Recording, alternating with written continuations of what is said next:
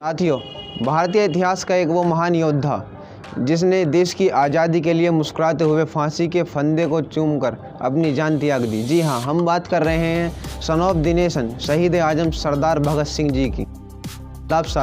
साथियों, मैं मोहम्मद आफ्ताब और आप देख रहे हैं मेरा चैनल दी एनालिस्ट टीवी।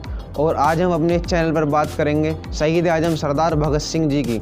और हाँ, वीडियो को लास्ट तक देखें, चैनल को सब्सक्राइब करना ना भूलें, वीडियो को लाइक करें और कमेंट करके ज़रूर बताएं हमारी वीडियो कैसी लगी। आज ही दिन शहीद आजम सरदार भगत सिंह जी का यानी 28 सितंबर को पंजाब के बांगा गांव में हुआ, जो आज पाकिस्तान में मौजूद है। इनके पिता किशन सिंह संधू और माताजी विद्यामती थी, जो पेशे से किसान थे। सरदार भगत सिंह शुरू से ही बड़े स्वतंत्र विचारों वाले इंसान थे। इन्होंने बचपन में ही अपनी शिक्षा लेने के लिए अंग्रेज़ों द्वारा चलाए जा रहे ब्रिटिश स्कूल में पढ़ने से इनकार कर दिया और उन्होंने ब्रिटिश स्कूल की जगह अपने भारतीय स्कूल DAV यानी दयानंद एंग्लो वैदिक स्कूल में पढ़ने के लिए स्कूल चुना। इनको पढ़ाई में शुरू से ही लगाव था। उन्होंने अपने स्कूल टाइम में ही 50 से ज़्यादा किताबें पढ़ डाली और ये सभी 50 से ज़्यादा किताबें उनके स्कूल के सिलेबस से अलग थीं। साथियों, जब भी सरदार भगत सिंह का नाम आता है तो भारतीय नौजवान उन्हें अपने एक रोल मॉडल की तरह देखते हैं, उनके दीवाने बने हुए फिरते हैं, उनके चित्र को अपने मोबाइल की प्रोफाइल पर लगाते हैं और उनकी छपी हुई फ़ोटो टी-शर्ट पर छपी हुई फ़ोटो को पहने फिरते हैं। लेकिन क्या किसी ने सरदार भगत सिंह जी के जीवन को गहराई से जानने की कोशिश की है? शायद किसी ने ही जानने की कोशिश की हो। साथियों, एक समय की बात है जब सरदार भगत सिंह जी के पिता खेत में बीज बो रहे थे, तो सरदार जी ने पूछा कि पिताजी आप ये क्या बो रहे हैं? तो उनके पिताजी ने कहा कि मैं ये बीज बो रहा हूँ, ये बड़ा होकर पेड़ होगा और पेड़ पर आम लगेंगे। तो भगत सिंह ने बड़े ही अच्छा एक उन्हें उत्तर दिया कि क्या पिताजी, मैं भी बंदूक बोऊँ, फिर बड़े होकर उस पर हथियार लगेंगे और ब्रिटिश हुकूमत के ख़िलाफ़ हमें लड़ने में बहुत फ़ायदा मिलेगा। तो साथियों, आप इससे अंदाज़ा लगा सकते हैं कि वो कितने ऊंचे विचार वाले इंसान थे। वो शुरू से ही आज़ादी चाहते थे, उन्हें हर हाल में आज़ादी चाहिए थी। 1920 में जब गांधी जी को भारत में अच्छी खासी लोकप्रियता हासिल हो गई, गांधी जी ने 1920 की शुरुआत में ही नॉन कोऑपरेशन मूवमेंट शुरू कर दिया, यानी असहयोग आंदोलन, जिसका उद्देश्य था कि ब्रिटिश हुकूमत द्वारा जितना भी माल हिंदुस्तान में बिकता है या वो बेचते हैं, उन्हें सबका विरोध करना है। कुछ भी ब्रिटिश हुकूमत से नहीं खरीदना है, केवल अपना स्वदेशी सामान का ही इस्तेमाल करना है। और भगत सिंह जी भी इस आंदोलन से जुड़ गए। यह गांधी जी का आंदोलन देश में इतना कामयाब हुआ कि हर भारतीय इस आंदोलन में बढ़ चढ़कर हिस्सा लेने लगा। 1920 असहयोग आंदोलन के टाइम भगत सिंह बहुत नाचते कूदते फिरते थे, क्योंकि उन्हें लगता था कि ये आंदोलन बहुत सफल चल रहा है और अब तो आज़ादी मिलने वाली ही। भगत सिंह रातों रात अपने घर से भाग गए, तो इन्होंने पंडित आज़ाद की टीम को जाकर ज्वाइन कर लिया और 1925 में अपनी 18 वर्ष की आयु में इन्होंने ककोरी कांड के लिए एक साजिश रची, जिसमें इनका उद्देश्य अंग्रेजी खजाने को लूटना और पैसे का इंतजाम करना था, क्योंकि उस वक्त इनके पास पैसे की बहुत कमी थी और हथियार भी इकट्ठा करना था, क्योंकि हर हाल में ये ब्रिटिश हुकूमत को जवाब देना चाहते थे। उस चोरी के दौरान इनके दो नौजवान साथी अशफाक उल्लाह खान और राम प्रसाद बिस्मिल के साथ ये पकड़े गए, जिसमें अशफाक उल्लाह खान और राम प्रसाद बिस्मिल को फांसी हो गई। उनकी फांसी से भगत सिंह जी टूटे नहीं बल्कि बहुत मजबूत हुए, क्योंकि भगत सिंह जी को राम प्रसाद बिस्मिल की वो बात याद आ गई जिसमें राम प्रसाद बिस्मिल कहते हैं कि सरफरोशी की तमन्ना अब हमारे दिल में है, देखना है कितना जोर अब बाजुए कातिल में है। जी को किताबें पढ़ने के अलावा लेख लिखने का भी बहुत शौक़ था। ये दशहरे के उत्सव में पहुंच गए और इन्होंने वहां अपने लेख बांटे। जो लेख ये अपने नाम से भी लिखते थे और कुछ बेनाम लिखते थे। इन्होंने लेख वहां इस उद्देश्य से बांटे क्योंकि ये बहुत जल्दी अपनी टीम बनाना चाहते थे, अपने आप से लोगों को जोड़ना चाहते थे जो ब्रिटिश हुकूमत के ख़िलाफ़ खड़े हो सकें और उनसे लड़ सकें। लेकिन ये वहाँ पर लेख बांटते हुए पकड़े गए। ब्रिटिश हुकूमत सरदार भगत सिंह जी को अच्छी तरीके से जान चुकी थी। कोर्ट भी इस बात को जानता था कि अगर भगत सिंह जी को रिहा करा गया तो ये कुछ बड़ा नया करेंगे। लेकिन खुशकिस्मती ये रही कि ये 60,000 रुपये में बेल पर छोड़ दिए गए। 60,000, आज के 60,000 नहीं, अब से 88 साल पहले के 60,000। सोचो कितनी बड़ी रकम होते थे। इनके पिताजी ने अपने सारे खेत, सारी ज़मीन जायदाद बेचकर वो 60,000 रुपये इकट्ठे किए और सरदार भगत सिंह जी को जमानत दिलाई। जमानत मिलते ही सरदार भगत सिंह जी अपने नए मिशन पर लग गए। 1928 में जब ये 20 साल के हो गए तो इनकी मुलाकात लाला लाजपत राय से हुई, जो कि लाला लाजपत राय और भगत सिंह जी की उम्र में बहुत फ़र्क था।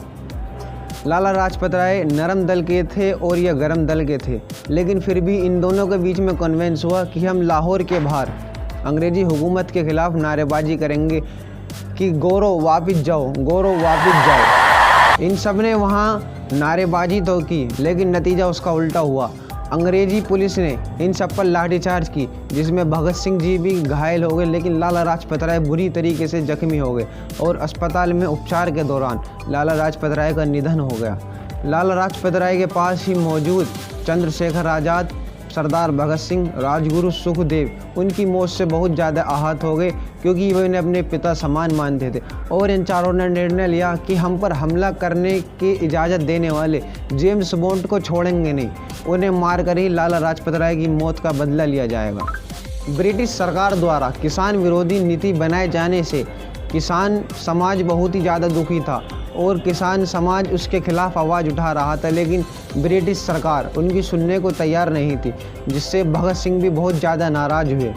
भगत सिंह जी ने वो सब किताबें पढ़ी जो विदेशों में उनकी क्रांति के लिए बहुत ज़्यादा उपयोग की गई और जो वहाँ के क्रांतिकारी रहे। भगत सिंह जी ने 1893 में फ्रेंच रिवॉल्यूशन के दौरान जो लो इंटेंसिटी का बम असेंबली में फेंका गया, उसे पढ़कर ये इरादा बनाया कि हम भी असेंबली में लो इंटेंसिटी का बम फेंकेंगे जिससे कोई वहाँ नुकसान ना हो। और सरदार भगत सिंह जी ने लो इंटेंसिटी बम बनाना शुरू कर दिया और कुछ पर्चे भी लिखे, जिन पर्चों पर लिखा गया था कि बैरों को सुनाने के लिए धमाका ज़रूरी है। राजगुरु सुखदेव और भगत सिंह तीनों तैयार होकर असेंबली पहुंच गए और इन्होंने अपना पूरा प्लान बना लिया और इन्होंने असेंबली में खाली जगह देखकर वहाँ बम फेंक दिए और पर्चे फेंक दिए और वहाँ धुआं हो गया। अगर ये चाहते तो वहाँ से भाग सकते थे, लेकिन इन्होंने वहीं खड़े रहकर नारे लगाए कि इनकलाब जिंदाबाद, इनकलाब जिंदाबाद, और पुलिस ने आकर इन्हें गिरफ्तार कर लिया। ब्रिटिश हुकूमत ने इन तीनों को गिरफ्तार कर लिया और इन्हें फांसी की सज़ा सुना दी।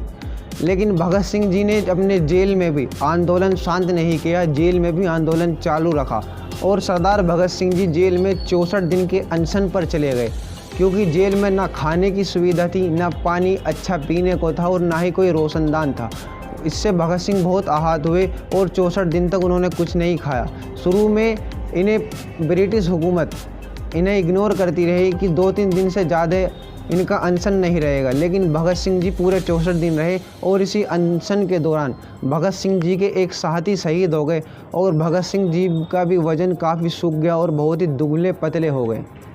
फिर भगत सिंह जी ने ही जेल से ही लेख लिखने शुरू कर दिए और इन्होंने कह दिया कि जो भी मुझसे जेल में मिलने आएगा वो एक किताब ज़रूर लेकर आएगा।